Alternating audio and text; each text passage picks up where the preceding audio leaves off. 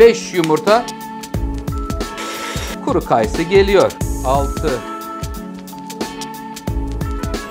İyi yolculuklar. Oo, bakın dilimin güzelliğine bakın.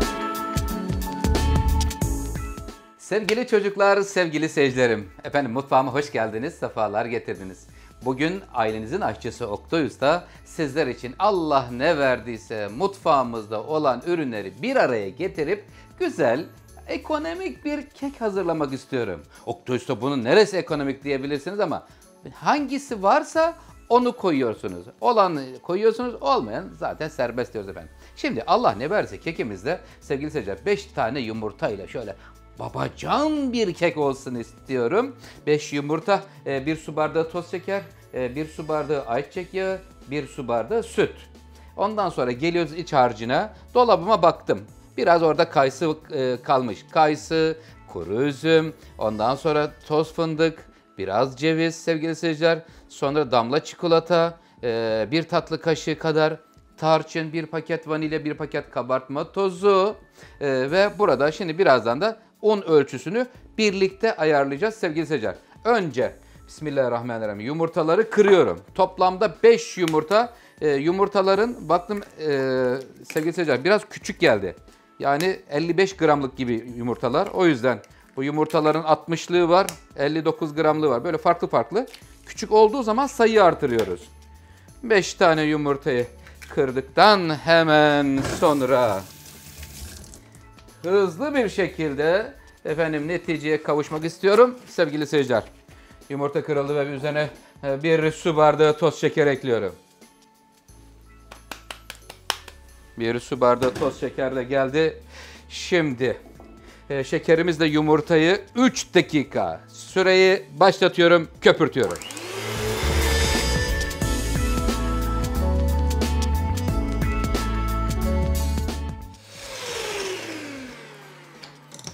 Sevgili seyirciler 3 dakikalık süremiz doldu. 5 yumurta, 1 su bardağı toz şekerle birlikte köpürtüldü. Buradan sonra mikser çalıştırmayacağım. Çünkü gürültü çıkartıyor sevgili seyirciler. Sesli çalıştığı için.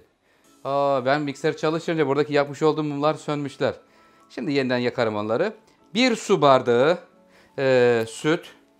1 su bardağı sevgili seyirciler ayçiçek yağı. Ama öncelikle mumlar yanması lazım. Ben çünkü onları çok seviyorum. Yakayım şöyle hemen.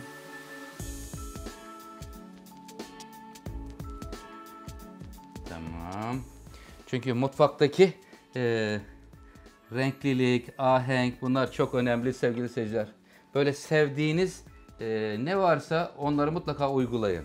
Ben böyle mumlar yanımı çok hoşuma gider. Rengarenk böyle mutfaktayız. Ateş var. Çünkü işimiz ateşle zaten sürekli pişirdiğimiz için. Ondan dolayı çok seviyorum. Sevgili seyirciler yumurta, şeker birlikte köpürtüldükten sonra sütünü yağını verdim. Buraya şimdi ne geliyor? Kayısı.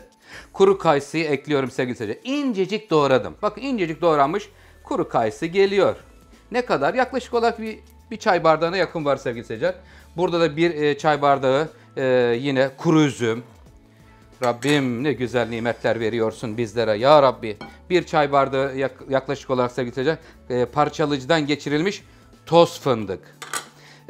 Ondan sonra yine 1 çay bardağı hemen hemen yok burası yarım çay bardağı kadar var. Damla çikolata. Bunu da verdim. Parça ceviz. Biraz cevizlerden üzerine ayıracağım. Sevgili seyirciler kekin üstünde görselde çok güzel olur. Şimdi çikolatası, fındığı, kayısı hepsi güzel karışıyor. Tarçınını ekliyorum şimdi. Tarçın sağlık açısından çok faydalı. Özellikle şekeri olan seyircilerim yiyebilecekleri bir kek olacak. Çünkü eğer şeker hastasıysanız tarçın onu dengeliyor.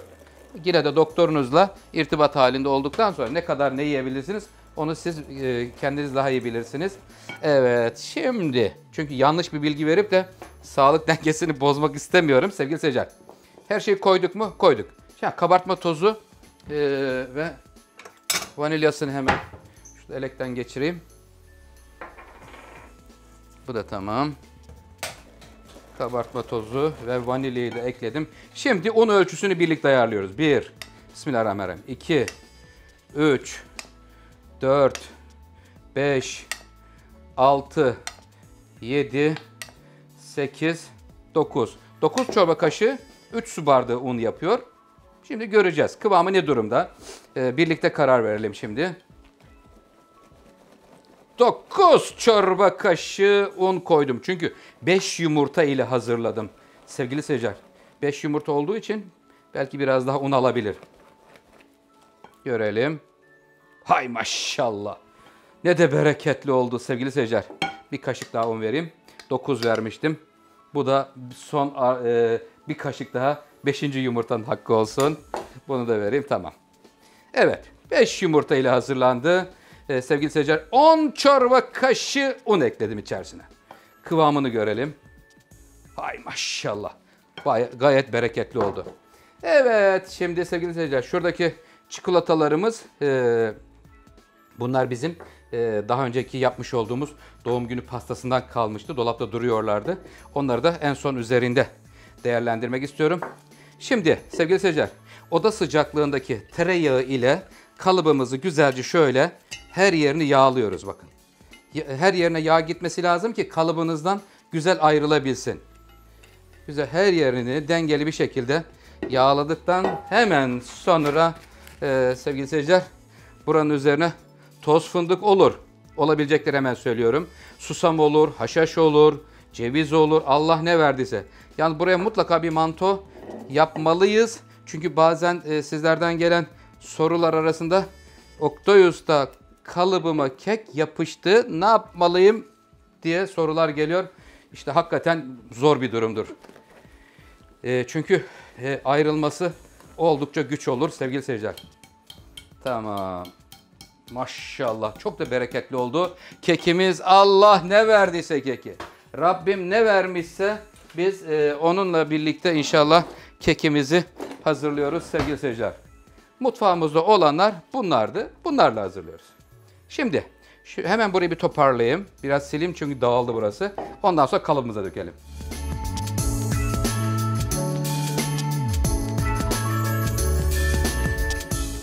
Evet efendim, Allah ne verdiyse kekimiz şu anda hazır. İçinde mutfağımızda ne varsa, illa kayısı, üzüm olacak diye bir kural yok. Olan ürünler ile pişiriyoruz kekimizi. Tam şuraya bakın, dikkatli bir şekilde döküyorum.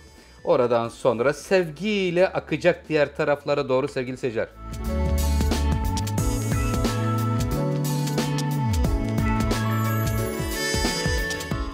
Evet efendim. Kekimiz fırına gitmeden önceki son ilavelerimi de yapayım.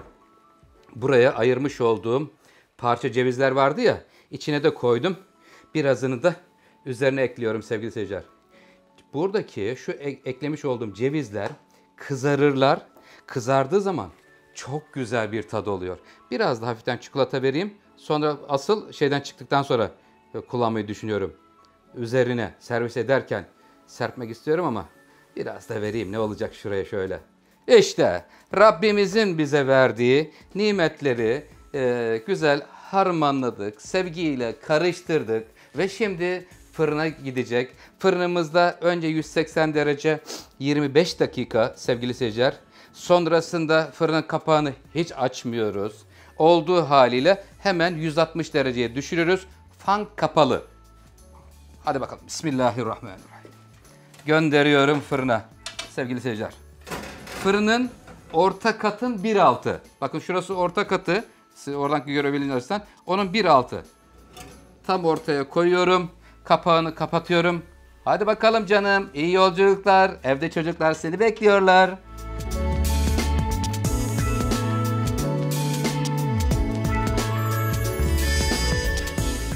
Fırının başındayım. Kekimizi kontrol edeceğiz. Bakalım ne durumda. Gel bakalım canım. Gel şöyle bir yaklaş bana doğru bir. Sevgiyle gel.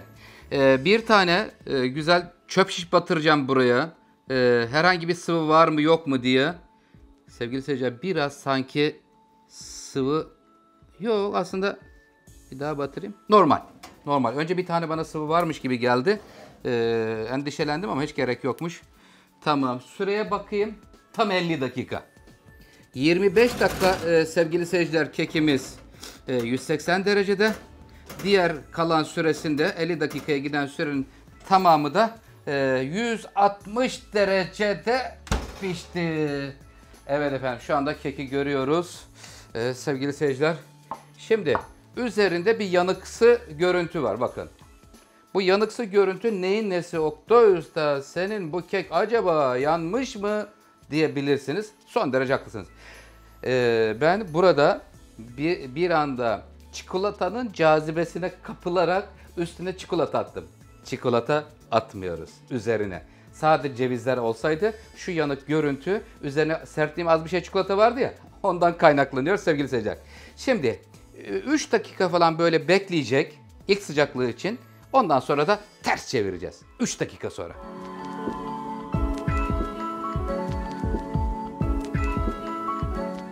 Allah ne verdiyse kekimizin 5 dakika geçti sevgili seyirciler. Fırından çıkarttık. Şimdi üzerine hemen bir tane tabak kapatıyorum. Ve ters çeviriyorum. Gel canım şöyle. Sevgili seyirciler, bezi şöyle içine sokuyoruz kalıbın. Şuradan şöyle yandan da biraz destek vererek yavaş yavaş kalıbı kaldırıyorum. Ayrıl da gel canım. Oo, çok güzel. Sevgili seyirciler, bakın zeminini mantolamış idik. Gayet de güzel oldu. 5 yumurta ile hazırlandı. Gerçekten güzel olmuş sevgili seyirciler. Şimdi keki keseceğim. Haydi bakalım, heyecanlı dakikalar. Çayımız demlendi. Rabbimize sonsuz şükürler olsun. Kekimiz pişti. Keki size doğru nereden kesebilirim diye bakıyorum. Şuradan kesersem sizin görebileceğiniz alandan kesmiş olmak istiyorum sevgili seyirciler. Bu bir. Şöyle dilimler biraz babacan olsun. Gel bakalım, bismillahirrahmanirrahim. Allah ne verdiyse kekimiz sevgili seyirciler, bakın dilimin güzelliğine bakın. Bir tane daha keseyim isterseniz. Sen de gel canım şöyle yanına. 2. Bir tane daha keseyim. Kesmişken bir anda heyecana geldim sevgili seyirciler. Evet, heyecanlı bir şekilde kekimizi kesiyorum. Şöyle kek dilimleri görünsün. 3 tane yeterli mi sevgili seyirciler? Daha fazla isterseniz daha fazla da kesebilirim. Şuradaki çikolatadan da biraz serpeceğim üzerine. Allah Allah. Buradaki beyaz çikolata ve sevgili seyirciler sütlü çikolata ikilisi. Hafiften bu sıcaklığıyla da çikolatalar da erir. Güzel, hoş olur. Evet. Efendim, eldeki ve evdeki imkanlar ölçüsünde bugün sevgili seyirciler sizlere Allah ne verdiyse keki hazırlama gayretinde bulundum. İnşallah faydalı olmuşumdur. Bu niyetle çünkü mutfağıma girdim sevgili seyirciler. Şimdi çayımızı da döküyoruz. Çayımızı döküyor ve bir yandan da veda vakti diyoruz. Değerli seyircilerim, efendim Instagram'da beni etiketlerseniz sizlerin yaptığı kekleri inşallah görme fırsatı bulacağım. Açık bir çay istiyorum. Evet efendim. Rabbim diğer videolarımızda yine bizi birbirimizle kavuştursun diyoruz efendim. Kalın sağlıcakla. Allah'a emanet olun.